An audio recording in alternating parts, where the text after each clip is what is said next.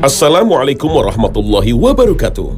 Pemirsa Khalifah yang dirahmati Allah Subhanahu wa Ta'ala, di tengah pandemi COVID-19, sebuah kabar viral datang dari Kabupaten Ogan Komering Ilir, Sumatera Selatan. Seorang pemuda berusia 25 tahun menikahi seorang nenek berusia 65 tahun.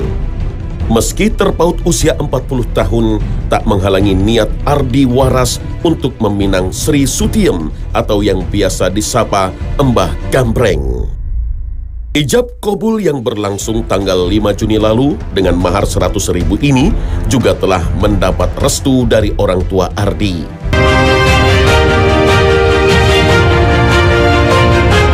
Pemirsa Khalifah, tidak diragukan lagi bahwa salah satu kisah cinta terbaik dalam sejarah Islam adalah kisah Ali dengan Fatimah.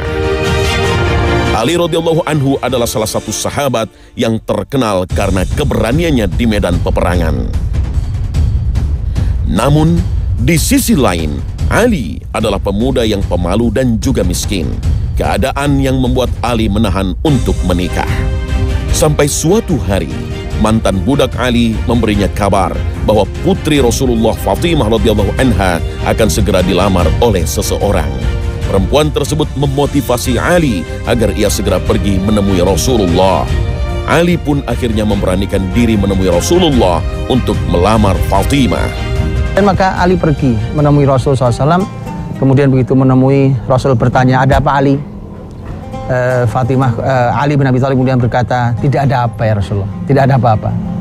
Jadi malu, anak muda yang malu, tidak percaya diri. Disebutkan dalam Syiar Alamin Nubala bahwa usia Ali bin Abi Thalib saat itu adalah 21,5 tahun.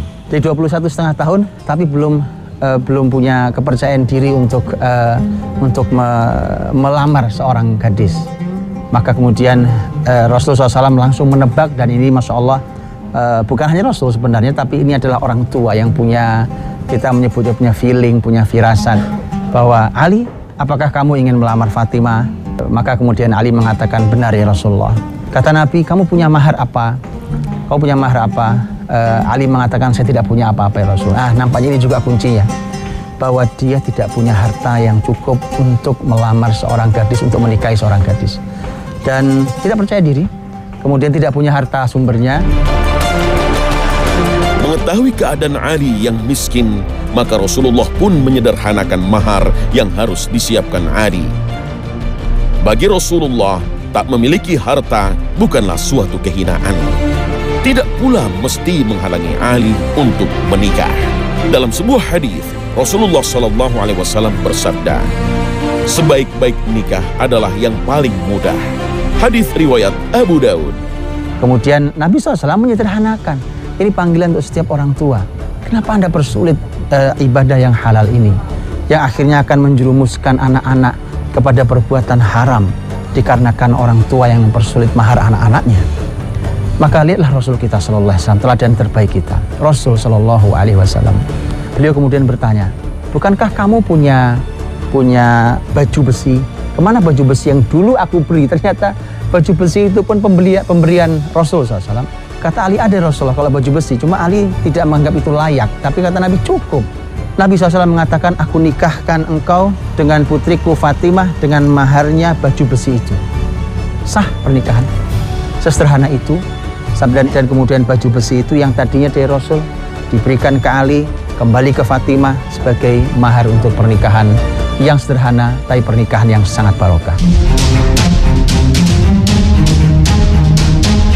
Pemirsa Khalifah, seorang yang berilmu tidaklah sama dengan yang tak berilmu. Kemuliaannya pun juga tak sama dengan manusia kebanyakan. Timbangan akalnya tidak didorong hawa nafsu materi, melainkan dengan bimbingan syariat dan hikmah. Pelajaran itulah yang bisa dipetik dari kisah seorang imam dari kalangan tabi'in, Al-Hasan Al-Basri, ketika hendak mencarikan pasangan untuk putrinya. Kisah pernikahan seorang putri dari imam besar di kalangan tabi'in, yaitu Imam Al-Hasan Al-Basri rahimahullah ta'ala, juga merupakan kisah pernikahan yang luar biasa. Disebutkan bahwa Imam Al-Hasan Al-Basri rahimahullah ta'ala sebagai seorang ilmuwan besar di kalangan tabi'in, yang meninggal tahun 110 Hijriah, adalah pernikahan yang juga sangat istimewa ketika putrinya itu dilamar oleh putra mahkota dari dinasti Bani Umayyah, di mana disebutkan bahwa Al-Walid putranya Abdul Malik melamar putri dari Imam besar Al-Hasan Al-Basri rahimahullah ta'ala, tapi kemudian ditolak oleh Imam Al-Hasan Al-Basri rahimahullah ta'ala. Ya, sang imam tak tertarik untuk menikahkan putrinya dengan putra mahkota, seorang yang kehormatannya terletak pada harta dan kedudukan. Ketertarikannya justru jatuh pada seorang pemuda miskin yang tak lain adalah muridnya sendiri. Di majelis Al-Hasan Al-Basri yang dikenal sangat banyak muridnya, suatu hari Al-Hasan Al-Basri bertemu dengan salah satu muridnya yang bernama Quthair ibn Abi Wada'ah. Quthair ibn Abi Wada'ah ini beberapa lama dia tidak hadir di majelis Imam Al-Hasan Al-Basri. Kemudian Al-Hasan bertanya kepada Quthair bin Abi Wada'ah, "Kemana saja kamu? Tidak pernah hadir, sudah lama tidak terlihat." Dia mengatakan bahwa saya sedang bersedih, wahai Imam Hasan, karena istri saya meninggal dan saya sibuk dengan hal itu. Kemudian Imam Al-Hasan berkata bahwa apakah kamu sudah menikah lagi? Dia mengatakan, siapa orang tua yang mau menikahkan putrinya hanya dengan seorang laki-laki yang hanya punya uang 2 dirham. Gak punya uang sama sekali, seorang penuntut ilmu, masih miskin, dan punya hanya 2 dirham saja. Maka kemudian Imam Hasan Al-Basri mengatakan, ada, saya adalah orangnya. Maka kemudian Al-Hasan Al-Basri rahimahullah ta'ala selesai majelis kemudian menikahkan langsung sesederhana itu, karena sang guru tahu siapa muridnya dan sang murid ridho karena itu pilihan sang gurunya, apalagi adalah putrinya sendiri. Maka kemudian dinikahkan saat itu seorang putrinya Imam Al-Hasan Al-Basri rahimahullah ta'ala dengan sang murid yang sangat miskin. Setelah menikah, Quthair pun langsung kembali ke rumahnya. Saat itu ia sedang berpuasa dan hidangan pembuka yang dimilikinya hanya roti dan minyak. Tak lama terdengarlah suara orang mengetuk pintu yang tak lain adalah Hasan Al-Basri, guru yang juga mertuanya kini membawakan hadiah paling istimewa untuk dirinya. Di saat sedang ingin berbuka puasa diketuklah pintu rumahnya dan kemudian dia bertanya, siapa? Kemudian di luar menjawab Al-Hasan. Dia cari nama Al-Hasan, siapa Al-Hasan? Yang dia bayangkan hanya Al-Hasan Al-Basri rahimahullah ta'ala. Maka kemudian begitu dia keluar, ternyata benar sang guru ada di depan pintunya, dan di belakang gurunya ada putrinya yang sudah dinikahinya tapi belum dibawa ke rumahnya. Kemudian Al-Hasan Al-Basri mengatakan bahwa saya tidak mau malam ini kamu tidur dalam keadaan tidak ada istri yang mendampingimu. Ini aku serahkan putriku. Maka putri yang diserahkan, bahkan putri yang sempat berjalan kemudian kesandung, sempat mau jatuh, kemudian dipersilahkan untuk masuk. Saking gembiranya maka Quthair bin Abi Wada'ah naik ke atap rumahnya. Begitu sampai di atap rumahnya dia berteriak-teriak ke tetangganya bahwa ini imam besar Hasan Al-Basri datang ke rumah saya. Ini dia menikahkan saya dengan putri. Berteriak-teriak di hadapan di tetangganya. Dan tetangganya juga kaget, apa iya sebenar imam sebesar Imam Hasan Al-Basri menikahkan putrinya dengan orang miskin seperti Quthair bin Abi Wada'ah. Ibunya Quthair yang berbeda rumah mendengar itu, kemudian dia segera datang dan mengatakan bahwa saya tidak mengizinkan kamu sentuh putri itu sampai putri itu saya dandani selama 3 hari. Jadi sang anak putri yang kemudian diambil kemudian didandani oleh ibunya selama 3 hari baru kemudian diserahkan, dan itu adalah malam istimewa dari seorang Quthair bin Abi Wada'ah dengan istrinya. Setelah sekian lama, setelah beberapa waktu Quthair menghabiskan waktu-waktu bahagianya di hari-hari pertama dengan sang istri, dia tidak hadir di majelis ilmunya Al-Hasan Al-Basri. Kemudian begitu suatu hari dia hadir, kemudian sang ayah itu Al-Hasan Al-Basri bertanya, bagaimana kau jumpai dia? Maka sang murid mengatakan, dia adalah wanita terbaik yang pernah dijumpai oleh laki-laki. Karena memang kecantikannya, keilmuannya, kebaikannya, begitu solehahnya. Maka kemudian Al-Hasan hanya mengatakan, segala puji bagi Allah. Ya, miskin tak akan menjadi sebab kekhawatiran bagi orang berilmu seperti Hasan Al-Basri.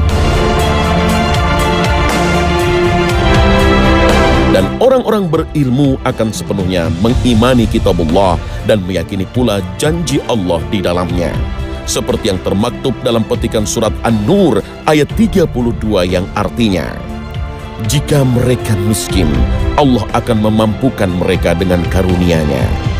Dalam menafsirkan ayat itu, Ibnu Abbas bahkan menyerukan, iltamisul ghina fin nikah, carilah kekayaan dengan menikah. Ini adalah pelajaran yang mahal tentang seorang Al-Hasan Al-Basri rahimahullah ta'ala, bagaimana seorang guru justru lebih mempercayakan putrinya yang istimewa itu diberikan kepada muridnya, bahkan tidak diberikan kepada calon raja yang begitu melimpah kekayaannya dan begitu melimpah fasilitasnya. Mengapa? Karena pernikahan bukan sebatas sebuah kekayaan, pernikahan bukan hanya fasilitas. Ya, pernikahan adalah sebuah bahagia yang sedang disusun bersama. Ini adalah kisah Al-Hasan Al-Basri rahimahullah ta'ala. Kaya tak menjamin bahagia, miskin belum tentu sengsara. Namun tak berilmu tentang agama sudah pasti tersesat di dunia yang berujung pada ancaman neraka. Na'udzubillahi min zalik. Karena itu, para orang soleh terdahulu teramat hati-hati ketika memilih pasangan, baik untuk dirinya maupun untuk anak-anaknya. Mereka tak khawatir akan rezeki yang telah dijamin Allah. Namun mereka khawatir jika bahtera pernikahan itu tidak berlayar menuju ridha ilahi.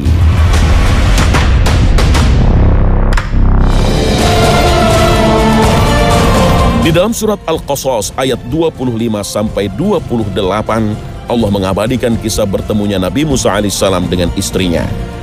Kisah ini memiliki pelajaran penting tentang bagaimana Allah mempertemukan hambanya yang soleh dan solehah.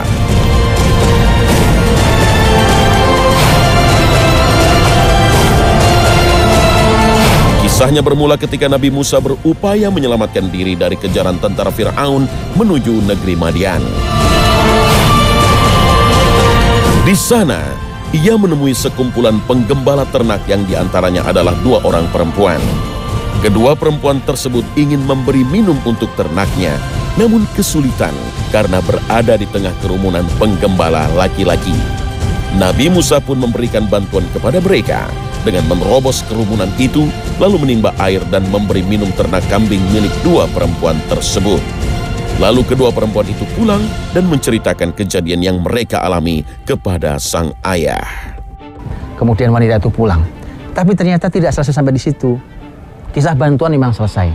Tapi balasan Allah Subhanahu wa ta'ala untuk Musa luar biasa. Musa yang sebenarnya hanya mencari perlindungan agar dia dilindungi dari kejaran Mesir, tapi dia bukan hanya mendapatkan perlindungan aman di negeri Madian. Dia mendapatkan rumah di sana, mendapatkan pekerjaan di sana, mendapatkan makan di sana, bahkan sampai punya keturunan disebutkan dalam sejarah. Bahkan dia mendapatkan tempat tinggal di sana dan seterusnya. Begitulah kalau Allah memberikan pertolongan. Salah satu dari 2 putri yang pulang ke rumahnya bercerita tentang anak muda yang baik yang membantu mereka. Dan kemudian wanita yang menyampaikan itu oleh ayahnya dikirim untuk menyampaikan bawa anak muda itu ke rumah. Atas perintah ayahnya, maka salah seorang dari kedua perempuan itu yang bernama Safura menemui Nabi Musa untuk mengundangnya ke rumah.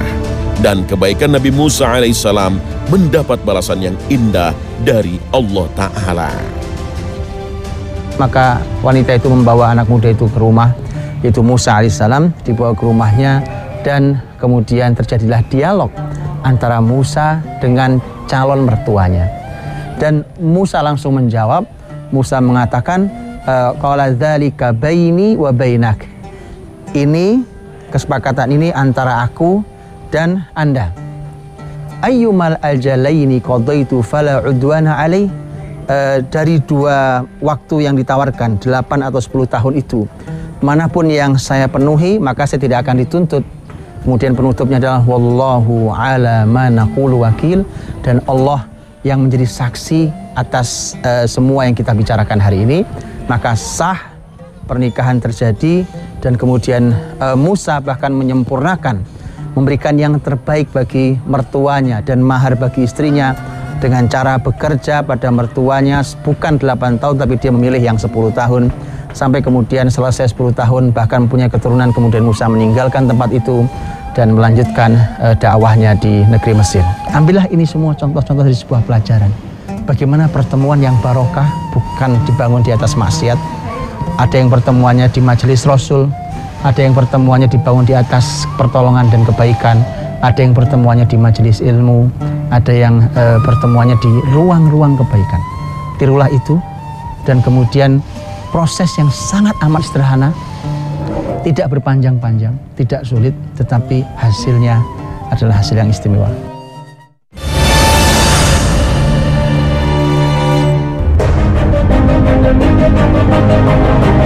Assalamualaikum Pak Ustadz, saya mau bertanya Pak Ustadz, mengapa dulu para sahabat Nabi begitu mudah dalam menikah, padahal dalam keadaan miskin? Apakah materi tidak menjadi pertimbangan Pak Ustadz? Terima kasih Pak Ustadz. Rasulullah SAW pernah suatu hari berkata di hadapan para sahabat, dan ini diriwayatkan oleh sahabat mulia Abdullah bin Mas'ud radhiyallahu anhu. Hadis yang sangat terkenal, lihat, ketika Nabi mengatakan, ya ma'syarus syabab, man istata'a minkumul ba'ah falyatazawwaj. Wahai sekalian pemuda, siapapun di antara kalian yang sudah punya kemampuan maka menikahlah. Saya khawatir terjemahan kata kemampuan itu hari ini tafsirnya salah. Tafsirnya adalah umpamanya saya harus punya rumah, harus punya kendaraan, pekerjaan yang tetap dan segala macam dalam definisi hari ini. Padahal tahukah kita kalau hadis itu dibaca dengan konteksnya, kita akan tahu bahwa justru Nabi SAW menyampaikan hadis itu di depannya sang perawi, sahabat mulia, sahabat miskin juga Abdullah bin Mas'ud radhiyallahu anhu, mengatakan saat itu kami adalah para pemuda yang miskin-miskin tidak punya harta. Kemudian Nabi SAW berkata, wahai sekalian pemuda, siapa yang punya kemampuan menikahlah, kalau tidak punya kemampuan maka puasalah. Dan itulah mengapa Nabi SAW ketika menyampaikan, ketika ada sahabat laki-laki yang dinikahkan oleh Nabi, Nabi bertanya, maharnya apa? Kau punya apa? Enggak punya apa-apa ya Rasulullah. Baik, kata Nabi, iltamis walau khataman min hadid. Kamu cari walaupun hanya cincin besi. Dia pulang, dia cari cincin besi, nggak ada juga. Hanya cincin besi pun nggak ada. Besi dilingkari, nggak ada pula. Maka Nabi SAW mengatakan, kamu punya apa? Hafalan dari Al-Quran. Dia bilang, saya punya beberapa hafalan. Kata Nabi, aku nikahkan kamu dengan sebagian hafalan Quranmu itu. Sesederhana itu. Karena yang menjadi istimewa adalah bahwa ini komunitas kebaikan saling kenal. Ini menariknya. Jadi apa yang perlu dilakukan? Saling kenal satu sama lain. Guru dengan muridnya, murid dengan gurunya, teman dengan temannya, dan seterusnya. Mereka saling mengenal itu. Dan itu adalah pertemuan di dunia dan di akhirat yang indah nantinya.